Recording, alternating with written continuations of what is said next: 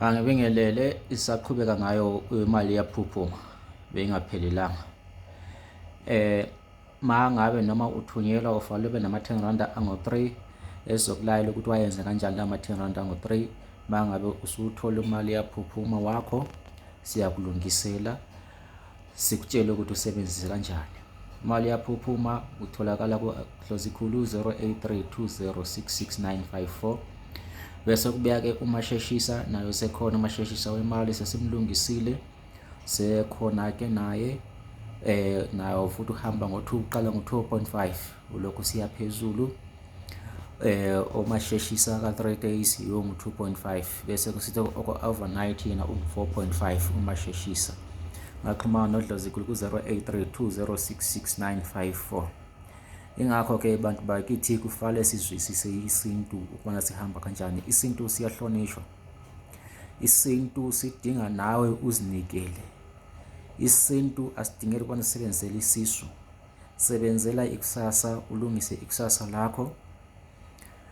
Yonke into mina ngathi mangabe umuntu angangithembi ahambe ayongihlola, ngizimisele ukuhlolwa, umuntu angihlole ukubana ngiyenza sona. Lokho angikwesabi. Xhumana nami-ke ku-0832066954. Uthola umasheshisa, uthola imali yaphuphuma, ushintshe impilo yakho. Ukhona nomuthi womsebenzi uma ngabe ungumuntu ofuna umsebenzi.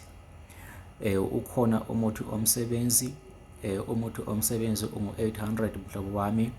Lo muthi uyageza ngawo ubuye ufuthe ngawo. Awuphalazi lo muthi, ngokufutha ubuye ugeze mhlobo wami, ungizwisise kahle. Loyo muthi ungu-800 mhlobo wami. Bese kusithi nembiza yabo baba ikhona, imithi yabo baba ikhona, nabomama abangatholi bantwana ikhona imithi yokumisa omama bathola abantwana nani bobaba nesidoda senu esingaqinanga, ikhona imithi yokwenza lokho. Xhumana nami 0832066954. Kwantu Musa nothando baphile abantu konke amagumbo amanomhlaba nephephe abagulayo mabasinde. Ngemva kokubana ngithi khumu, kunabantu uthola umuntu uyazofuna usizo engenanhlawulo. Lawo muntu umsize ekuguleni kwakhe. Ma umsizile kube nalento yokuthi usefuna ukuthi uhlale umsiza mahhala kokunye nokunye. Anginamngane womuntu, njalo umngane anginaye mina ngine-family, ifamily eyizigulane zami ngabantu bami basizayo nabantu bami esengibasizile, ne-family engizalwa nayo. Kodwa ifamily enkulu engihambisa phambili izigulane zami ngokubana ngiyazithanda, ngizinakekela ngaso sonke isikhathi. Bese ngisithi futhi okunye abantu abafanele bakuzwisise, angihlale ngisefonini bantu bakithi, ngiyasebenza. Into yakho kuziyenzakala ngifanele ngiyisebenze.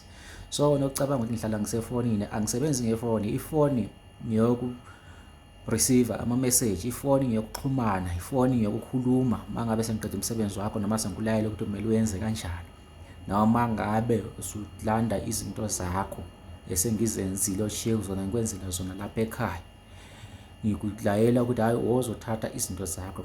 Nanjalo uma ubuyile kimi futhi angikukhohlwa, uyekele ukuloko ungifonela now and then, yekela ngisebenze into yakho sivumelana ukuthi ngeviki kuzoba yiviki. Kodwa-ke kuyakhona ukuthi kudelay ngoba singabantu imisamo yethu ayifani. Kodwa engikufunayo ukuthi uma ngiqala umsebenzi ngiqhube kuze kutholakale ama-results. Noma atholakale after 3 weeks, kodwa-ke okusalayo ukuthi umsebenzi wakho uphumelele nangama-results wakho uwatholile, ngoba nemisamo yethu ayifani. Omunye umuntu usuke ede ephuma lapha manje, umtshela ukuthi i-process yakhe ka-3 days, uthola ukuthi i-process yakhe isiyenzekile overnight. Lokhuyana kusuka kulidlozi lakho nawe livumile. So yikho abantu abafanele bakuzwisise amadlozi ethu awafani. Abanye athatha isikhathi ukubana asabelele into, ukubana avumele into ukubana iyenzakale. Kodwa esikufunayo ukuthi ma usuqala umsebenzi wakho noma sithe imali esheshayo, kodwa-ke noma uthethe u-3 weeks kodwa imali ibe khona. Yikho lokho esikwenzayo. Ma ngabe into ingavumanga ukuthi asikushintshele, siyakutshintshela into futhi sikunikeze yini, sikuhlanganisele izinto uze uphumelele. Kodwa enkushoyo ukuthi awungeke uhlale more than 3 times lokuthatha izinto zakho zingaphumeleli.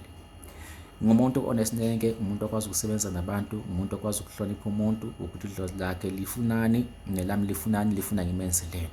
Yingakho-ke ngisithi philani 0832 066 954.